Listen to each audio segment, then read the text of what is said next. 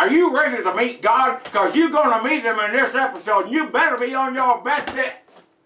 Who keeps letting him in here? I do. Why? He amuses me. I find his gyrations to be an inexhaustible source of jollification. You know what does that for me? Do tell. That.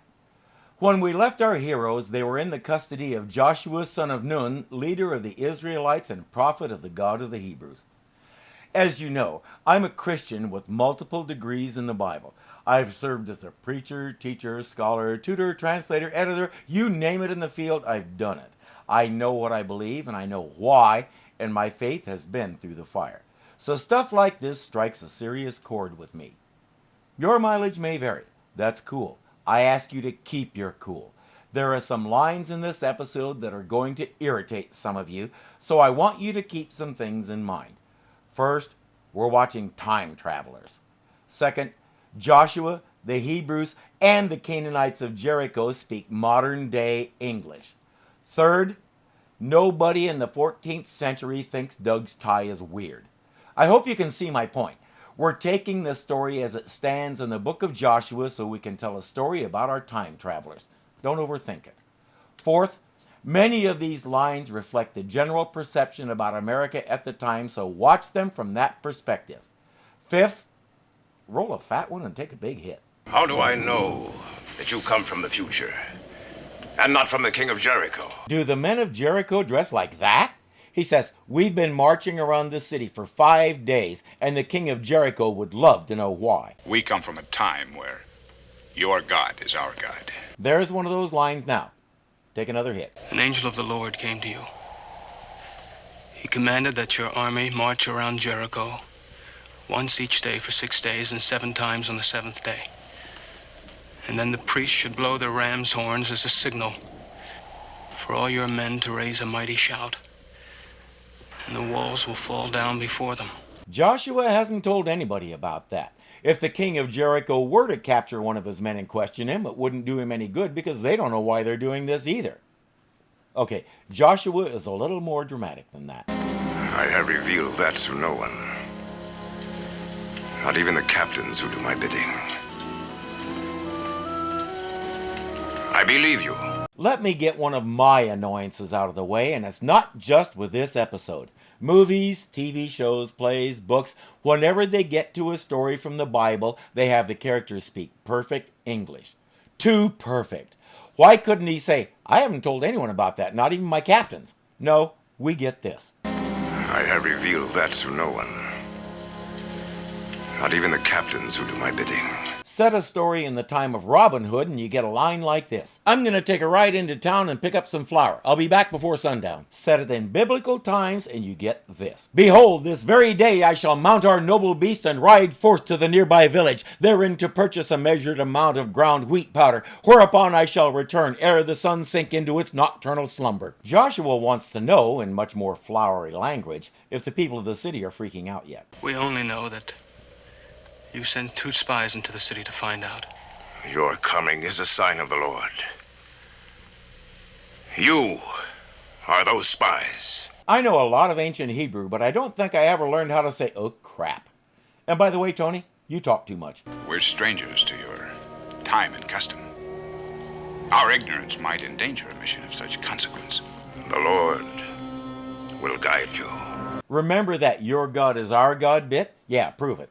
While a portion of Joshua's army creates a diversion, our 2 spies sneak into the city, now begarbed in somewhat less conspicuous attire. No, they are not going to make me start doing it. They're dressed like the locals. Now where? The Bible says the 2 spies hid in the house of a harlot named Rahab.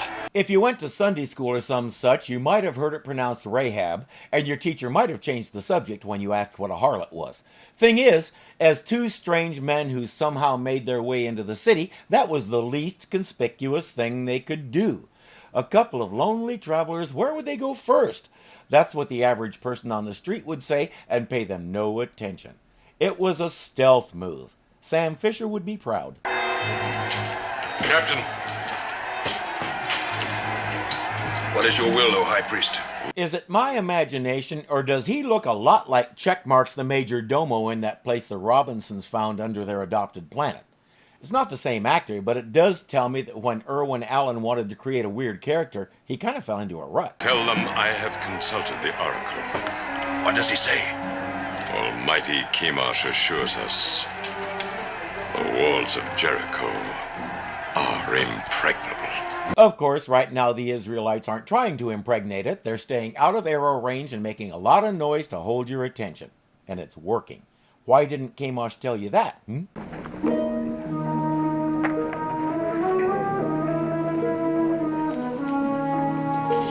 I think Chemosh has a thyroid problem, not to mention heartburn. Almighty Chemosh, each day the Israelites are marching around our walls, and the people of Jericho grow more fearful. There's the answer to our question. Time to go back and report to Joshua. We beg you to accept this offering as proof that you're not angry with us. Or not. At least not when they see what the sacrifice is. Now, if Tony knew the Bible as well as he's purported to here, he would have already figured this out. They usually sacrifice a sheep or a lamb. Under normal circumstances, yeah. But these aren't normal circumstances.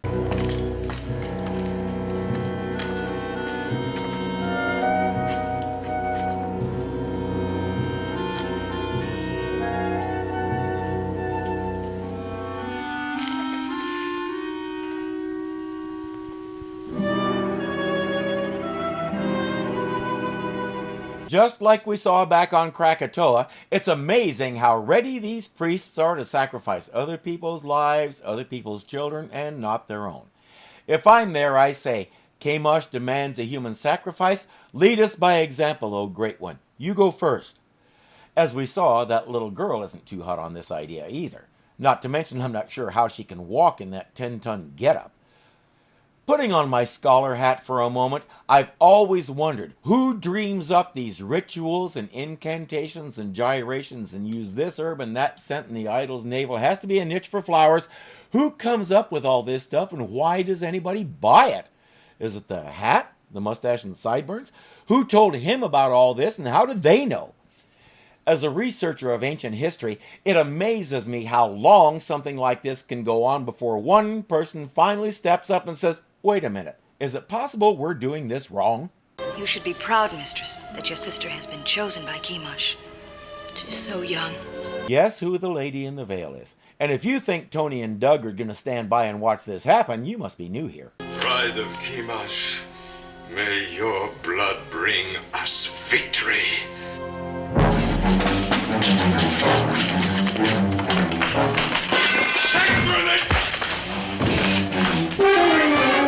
While Doug keeps the priest busy, Tony takes the girl off the altar and encourages her to make herself scarce. He can't do much more than that. He has other things on his mind.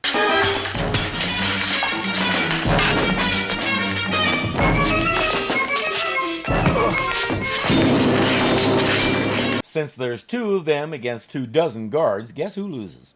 It's like a miracle. My prayers have been answered. Those two strangers appearing at the last moment. It is the will of Chemosh. If Chemosh didn't really want that little girl, he forgot to tell his priest about it. Only Israelites would dare commit such sacrilege. You defile the sacrificial virgin by the touch of your hands. You!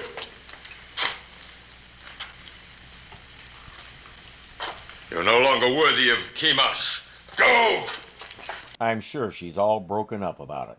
Rahab and a few others are starting to wonder if Mr. High Priest really talks to Chemosh or if he's just making it all up. For our boys, it's off to the dungeon for interrogation.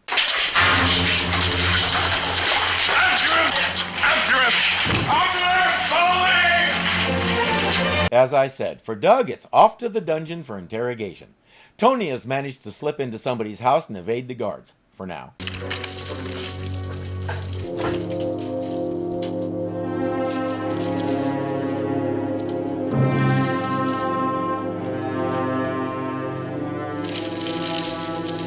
and it just happens to be Rahab's house.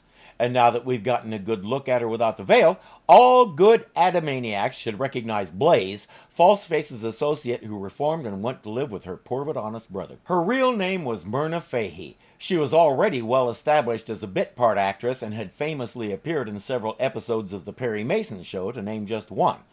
As I mentioned, she was Blaze in the Falseface episodes of Batman. She acted fairly steadily, even though at age 34 she only had 6 more years to live. Cancer took her at 40 years old. There are many reasons why I can't say that word any other way. Rahab. How do you know my name? My buddy Jehoshaphat recommended you. He was here last week. You probably don't remember him. Your name will be known to everyone for countless generations. He's not wrong, but she's concerned with the more immediate future. Her servant girl wants to call the guards, but Rahab can't do that after they risk themselves to save her sister. You'll be safe here. For your silence. It isn't necessary to buy my loyalty. Nevertheless, she won't make any effort to give it back. Deeply grateful for all your help. But I can't leave without finding my friend. And that expression says, it just occurred to me there's lots more where this came from. And Rahab probably was pretty well off. The thing is, taking advantage of her services wasn't just an act of lust. It was an act of devotion to the local deity, in this case, Chemosh. There's a little shrine to him on her mantle, complete with the bug-eyed idol, because prostitutes of that time were temple prostitutes. They worked for the high priests, who got a nice cut of their action. When you spent quality time with her, you were effectively asking Chemosh to bring an abundant harvest. It was a fertility ritual. That's the thing we humans do. We take a simple idea like sex and overthink it to the point where it almost isn't any fun anymore. Especially if I know this thing is watching. Rahab says, if there's a way into the dungeon, my father will know. She sends the servant girl to fetch him. Why are you doing this for me? You saved my sister from Chemosh. Don't you believe in Chemosh? Then why does she work for him? Most likely she had no choice. Somebody in authority saw she was growing into a hottie and drafted her into the service of Chemosh. That's how it usually worked. Making your living on your back for Chemosh was supposed to be a great honor, as long as the other women of the city didn't know who your clients were. I know that the Lord has given you the land. I have heard how he dried up the waters of the Red Sea before you came out of Egypt, and how he exterminated the 2 kings who lived on the other side of the Jordan, and how all hearts are stricken with terror before him. For the Lord your God is God of the heavens above and of the earth below. Joshua chapter 2, verses 9 to 11, almost word for word depending on the translation you read. See my previous gripe. If we're going to speak English, here's how you do this. Your God is the right one, and everybody in the city knows it. We heard about all the things he did for you on your way here, and we know our bug-eyed rock can't save us from him. But I'm hoping you can ask your God to save me and my family. It's not hard to guess what's happening in the dungeon. Stop it. Die. Shift him, whatever the risk. There's no earthly chance that Tony will get to him in time. But the Bible says that both spies escaped, and it was Rahab who helped them. We've no time for Bible stories. Doug's life is in danger now. She wants him to shift Doug and just leave Tony there? She knows they can't track the boys in 2 different times, so she's saying to abandon Tony. And she thinks the general is the irrational one for believing the story. But Ray can't shift him anyway because they just lost their time lock. The screen is blank. The Israelite who saved little Shala is hiding here. Here?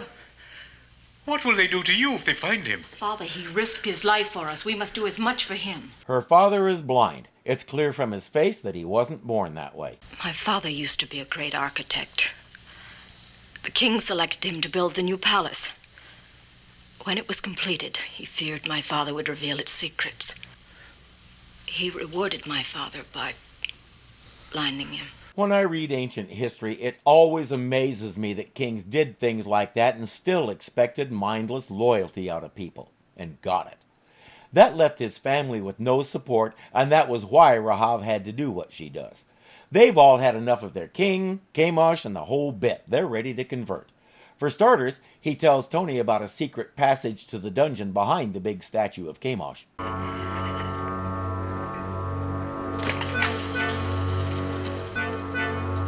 Rahab and her servant Asa are on the roof so Rahab can watch. It's a helpful move since the wall guards are now watching Rahab.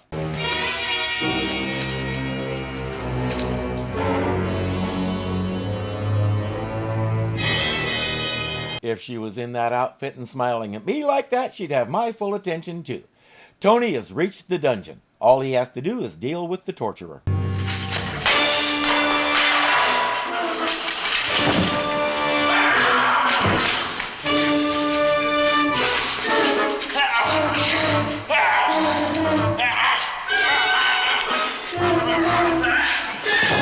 He went by Tiger Joe Marsh. He was a professional wrestling villain from the 1920s to the early 1950s. When he retired from wrestling, he went into acting and basically lived happily ever after. I wasn't expecting anything earth-shattering when I looked him up. I just really liked the name Tiger Joe Marsh. But it turns out he was also the original model for Mr. Clean. Not a bad little slice of immortality. Tony manages to take the guy down with a couple of his pseudo-martial arts moves, frees Doug, and they head back through the secret passage.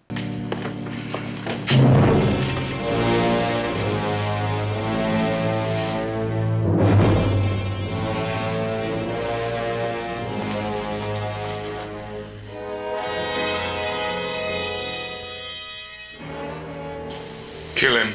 But they can't come out yet. There's a handful of soldiers hanging out in front of the statue. Rahab knows what to do about that. What's your hurry, Rahab?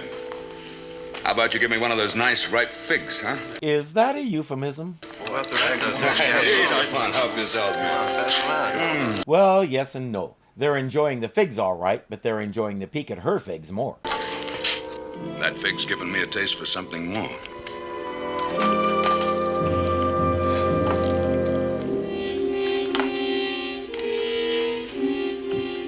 The boys will slip away while she's pretending she likes that. Captain.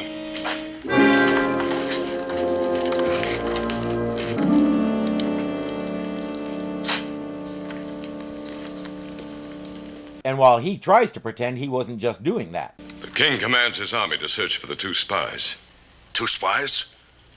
But one of them is already in the dungeon.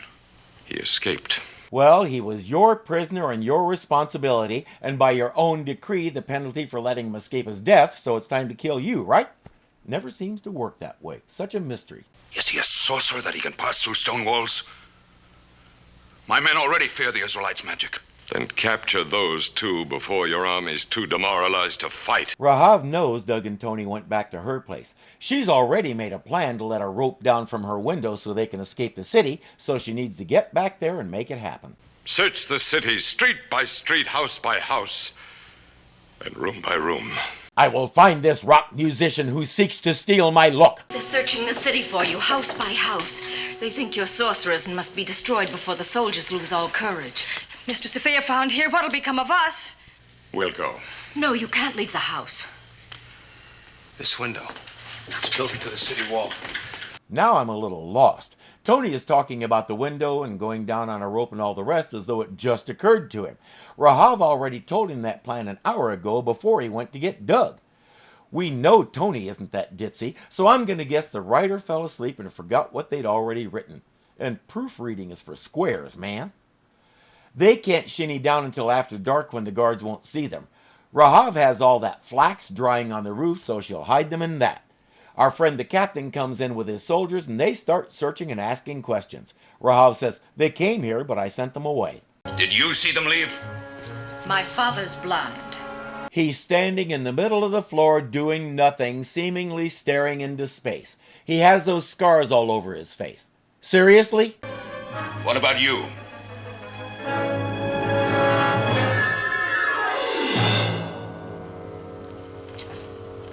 Men!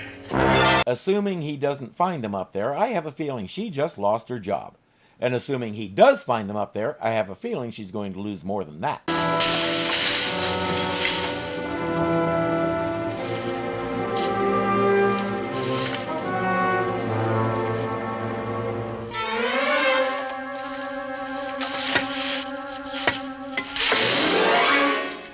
Time for a little distraction before he spots that shoe. You're losing time. You might still catch them. There's no hurry. They can't get far. He has a one-track mind. Rahab stalls him until his men insist that it's time to go. I'll come back later. Oh, don't go to any trouble on my account. No, when you finish your searching, you just go on home to your wife and get some rest. You've earned it, big boy. I think she would like to stick around long enough to see a big piece of the wall fall on him. If the spies come back, let us know. It'll be worth it to you. The king has offered a reward for their capture. 1,000 talents of silver. She's seen the kind of reward the king gave Rahab's father, as opposed to the kind of reward he undoubtedly promised him. And she's still going to take that at face value, isn't she? Is Azar with you? No, where is she? I heard nothing. She left without making a sound. Azar. Rahab says, "Have I treated you badly? I've treated you like an equal. You eat the same food I do, wear the same clothes I do. You lacked for nothing." Yes! Your food, your clothes, yours! I want mine. They call you the lowest woman in the town, but I am even lower than you. The servant of the harlot. Rahab locks her in a closet or storeroom or some such. They have to hurry. If they're gone by the time the soldiers get back, nobody will be able to prove anything, and she can always claim Asa lied to try and claim the reward money. I want what you have. I want to be what you are and have my own servant. You want to be what she is. I want to be a hoe. Tony hangs his red sash out the window as a sign for both Joshua and the Lord to spare that place, and out they go. Get him!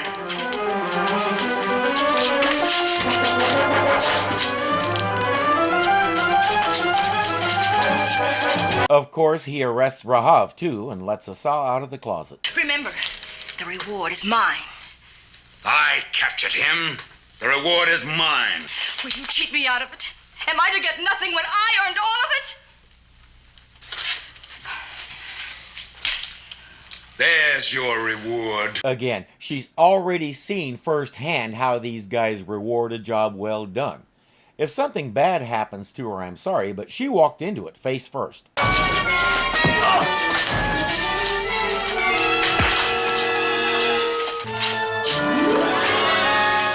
I don't remember this part from the Bible. Then again, I don't remember the spies being Americans either. But the fact that Joshua sent Americans instead of Israelites could be a big part of why this is all going haywire. Where is your magic now, Israelite? Your armies have marched away and left you here to die. They'll come back. When? Even now they're marching toward your city again. Can you see through walls? I can read the future. Listen. Guess who? Everyone in the city is hearing it, and yes, these crazy antics have them terrified. Here's a sorcerer. He brought the army back by magic. He must be killed at once before he can work more evil.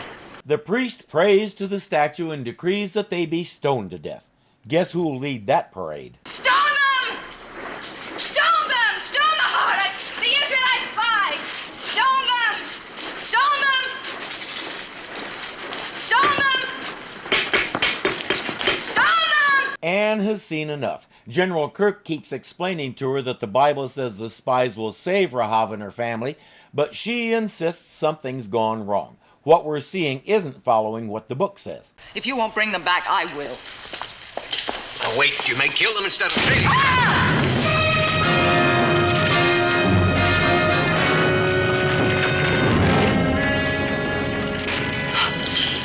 How could I make that happen?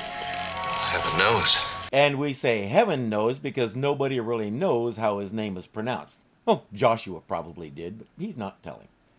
Whoever or whatever did it, they're not allowed to interfere in what they're seeing.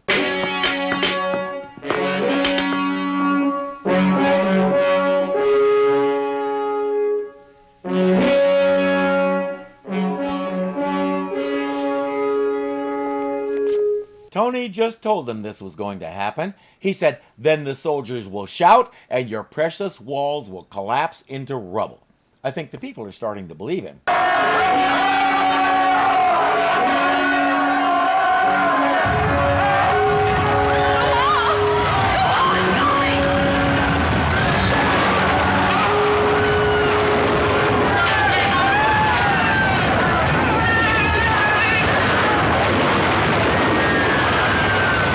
nice next step in this miracle would be if it shakes those rings loose from the wall so they can get away.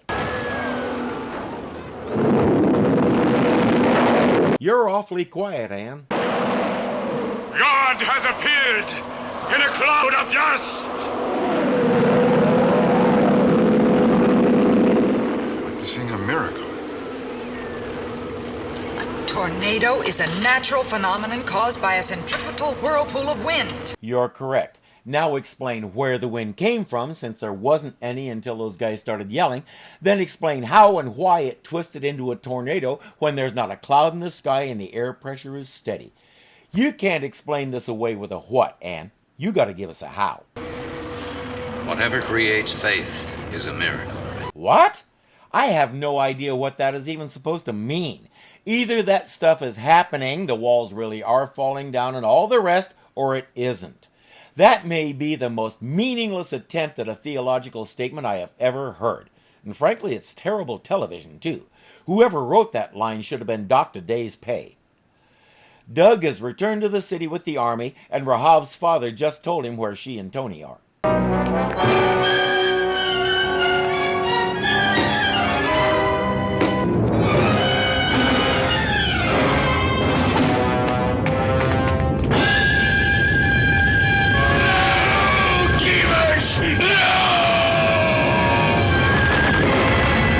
I don't know that we ever heard his name, but I'm going to guess Yuck. It's come true, just as you said. Rahab, go to them. You'll be safe there. And you? Will you be with me? Yes. Always.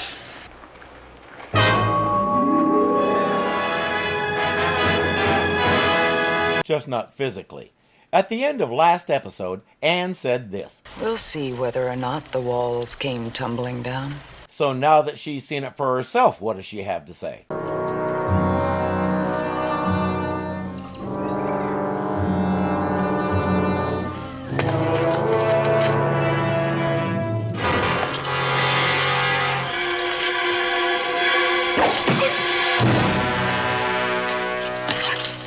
Fooled you, it'll never come up again. While I personally enjoyed this, I don't know why they went there. It almost got preachy in places, and it was totally out of character for the show. They also rearranged the story a little. In the book, Joshua sent the spies into Jericho long before his army ever crossed the Jordan River into Jericho territory. They were long gone before any of the exciting stuff happened, which makes for a dull time tunnel story, which is why we did it this way instead. In time travel science fiction, we're allowed to be a lot of things. Dull is not one of them.